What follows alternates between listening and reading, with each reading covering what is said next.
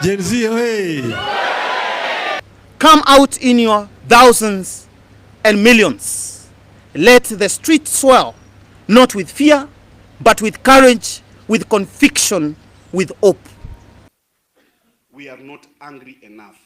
We cannot have a country that we are literally giving our destiny to less than 100 people.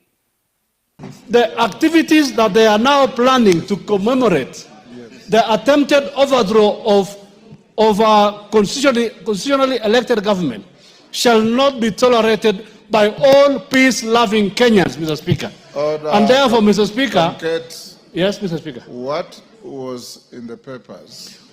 Mr. Speaker, there is an attempt. There is an attempt by the print media. Just listen to your speaker. Because I read all the papers studiously. By 4 a.m. I've read all of them. And what they said of you is that you are a warmonger and you are spewing out hate material against people in the country. So limit yourself to that. Yes. Yes. And Mr. Speaker, indeed, Mr. Speaker, the real inciters to hatred in this country is the media, Mr. Speaker. And especially the print media, Mr. Speaker. They are the ones who have been inciting our youth by bringing issues that are foreign to them, Mr. Speaker. Mr. Speaker, by trying to paint leaders who paint that what they are doing or what they are planning is wrong, and trying to paint them in bad light, it's an attempt to intimidate leaders, Mr. Speaker. And I'm standing in this house to say, Mr. Speaker, that what happened last year was indeed an attempted civilian coup, and it shall be said so, Mr. Speaker. I will continue saying so. And those who are planning to bring our children to the streets are the people we are addressing, Mr. Speaker. And we are telling them that they shall not escape the rule of law, whoever they are, Mr. Speaker. And by trying to intimidate peace-loving Kenyans like myself, they shall not succeed, and they will not succeed at all times. Those people are inciters. They are the worst inciters this country has seen, and we shall call them for who they are. Me, as Member of Parliament for Tiati, Mr. Speaker, I am a peace-loving Kenyan, and I'll ensure that if ever any Kenyan is demonstrating peacefully, they will go home. We will ensure that they'll go home peacefully. But anybody who comes with the intention of destroying properties of others, anybody who comes with the intention of disturbing the peace shall be met with the full force of the law. And may it be written that on 25th June 2025, Kenya, the real Kenya, stood up. We did not want to start politics. We respected and we respect the rule of the law. But what has been happening, there's been a lot of politics, and therefore, we have to go end on. Before I give my speech, I want to say thank you for all of you for coming. So I want to give a very comprehensive statement in order to guide the young people and us to be able to run these demonstrations tomorrow. The young people need direction. Our generation needs direction. We have been quiet for so long without a leader to tell us what direction to take. It is important to note, as a person who has served at the capacity of a special force in this country, I understand the reasons for formation and structures to engage in any war. For a person who has served in the National Intelligence Service of this country, I understand the dynamics of what is being planned. And I want to say this before I start my brief statement today.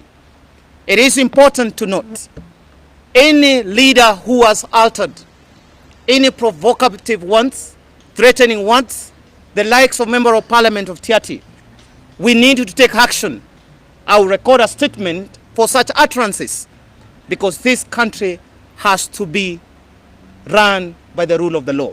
Therefore, ladies and gentlemen, allow me to start my brief statement to the nation as Patrick Osoi VI. Gen Z's millennials chant, Gen X shouts, a nation's clarion call for dignity, justice, and restoration. Enough is enough. Fellow citizens, sons and daughters of this beloved republic, from the valleys of Elgeyo to the Battle of Nairobi, from the shores of Mombasa to the highlands of Nyeri, from the plains of Bundarangi to the pastoral patches of Rochogyo, from our bondas in Mandera to Alale in Pokot. Kenya rises tomorrow, 25th June 2025. We, the youth of Kenya, Gen Z, millennials, Gen X, the boomers, and even the blooming Gen Alphas are not gathering for spectacle, but for solemn, unbreakable stand against a regime and a system that has lost its conscience. We rise to say, enough is enough. We rise to defy the kidnappers of hope, the sodomizers of spirit, the silencers of truth. We rise because the blood of our brothers and sisters cries out, not for vengeance, but for justice. We march not merely with our feet, but with the weight of truth in our hearts, the power of memory in our hands, and the destiny of our nation upon our shoulders. This is not a riot. This is not a rebellion. This is a resurrection of values, of vision, of voice of people. Let the echo across every village, estate, and slum. Let it be whispered in the corridors of Parliament and thundered through the avenues of State House itself. We are not afraid, for the true power of the Republic does not sit behind guarded gates or in an individual. It lives in the people. It lives in us. We do not march to invade the State House. We march to reclaim the soul of the nation, for the power does not belong to a building. It belongs to the people. We do not march to the State House. We want to do the liberation in the manner that is allowed by our Constitution under Article 1. To our parents, elders, hear our cry, walk with us tomorrow. To our mothers and fathers, whose backs are bowed from years of toil. To Mama Mboga, sweating under the unforgiving sun, yet earning less by the day, join us tomorrow. To the genuine boda riders, gallant in their hustle, dodging potholes and poverty, walk with us. To the mitumba vendor, whose humble trade now chokes under the weight of predatory taxation, stand with us tomorrow. To the civil servant, the teachers, the police officers, the military, the nurses, the doctors, the factory workers whose pay slip dwindles while political elite dine on your sweat. Tomorrow is your march too. Let this be a day the middle class sees their whispers in lounges and take their place in the street of conscience. Let this be time when parents no longer cry alone over the caskets of their children, but stand beside them in purpose to liberate this nation. We walk because we have all lost something, not to this riot. Our friends, our freedom, our future. And therefore we say, enough is enough. Kenya is bleeding, but we are healing. We do not march to break. We march to remember, to honor, to build. We carry in our hearts the names of those murdered for daring to dream. They died holding placards, not weapons. They raised flags, not fists. Their only crime was believing in a better Kenya. They were not criminals. They were patriots. They were the future. We will never forget. Their blood has not been spilled in vain. It has watered the tree of liberty. Their memory shall become our mandate. Let it be known, Kenya's greatest enemy is not its youth. It is cabal of weakness system that trade integrity for impunity, merit for nepotism, service for surveillance, and democracy for deception. We are here because we will no longer be taxed without services, governed without transparency, or policed without humanity. Kenya is emerging from the woods of unemployment, overtaxation, bloated bureaucracy, hollowed institution, and corruption dressed in the designer's suit. And now we say no more. Enough is enough. This is Kenya's tipping point. We are a generation that was pierced the veil of political theater. We know that optics are not governance, that campaign promises do not cure anger. The photo ops cannot replace policy. Let the old order tremble, for we come not with fire, but with facts, not with stones, but with steadfastness. Let them send their goons, as they always do. We are not shaken, we are not afraid. For the movement is greater than their bullets, louder than their lies, and stronger than their violence. This is message to my fellow colleagues and police officers and security agencies in this country.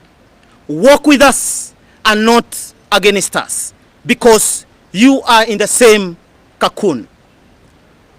To our brothers and sisters in the Kenya Police Service, we extend not defiance but partnership. We come not to fight you, but to seek your protection. Let it be made abundantly clear: the youth and the demonstrating citizens of Kenya have no quarrel with the police. We welcome your presence tomorrow as guardians of peace, not as tool of repression. For we all now know the truth. It is not our youth who bring chaos, but goons hired by politicians, exposed by the brave voices in our media. We need protection from violence, not for violence. And tomorrow, as we march, know this: among us will be parents, mothers and fathers of abducted, sodomized, condomized, and murdered youth, whose only offense was to walk and to ask for a future. We pay special tribute to the presence of the father of our fallen hero Rex, a beacon of dignity amidst the grief. To all the mothers and fathers of Gen Z whose children fell last year, we march for you, we march with you, and we will not forget. The Constitution shall not be twisted, and the Constitution will not be in any way be subverted by the few individuals in this country. As citizens, we also stand behind a cause now before the Supreme Court to affirm what is already plain to the public, that Kenya's general election must be held on 11th August 2026, in accordance with our 5-year constitution calendar. Let those in power remember, they are a tenant and not owners of the state. The lease expires. The people will renew, revoke, or replace. That is democracy. To every Kenyans across generation, rise with us. The generation is not Gen Z barren. This is Kenyans' collective cross. We call upon boomers who once faced colonial injustice, Gen X, who survived economic betrayal, and the coming Gen Alphas, whose future depends on our action today. Release your children tomorrow, not in fear, but in faith, that they will return, not just safe, but changed, empowered, and enlightened. We are peaceful, we are patriotic, we are principled, and we are ready to drain the swamp. Kenya shall be reborn. Let it be recorded in the annals of history that when the powerful grew deaf, the people found their voice. That when the politician hid, the nation rose. That when the system failed, generation stood united. We are not here to burn. We are not here to build. We are here to build. We are not anarchists. We are architects of our future, of the nation restored to its people. So tomorrow, come out in your thousands and millions. Let the streets swell, not with fear, but with courage, with conviction, with hope. And may it be written that on 25th June 2025, Kenya, the real Kenya, stood up. With a way forward, we shall have a live X meeting on Thursday, late afternoon. A link shall be shared with the organizers to all our social media for justice, for dignity, for democracy, for the foreign, for the living, for the generation to come. Power to the people, glory to the brave, peace to the just, freedom for the people. We want the government of the people, by the people, for the people. Gen Z's rises. Ladies and gentlemen, thank you very much.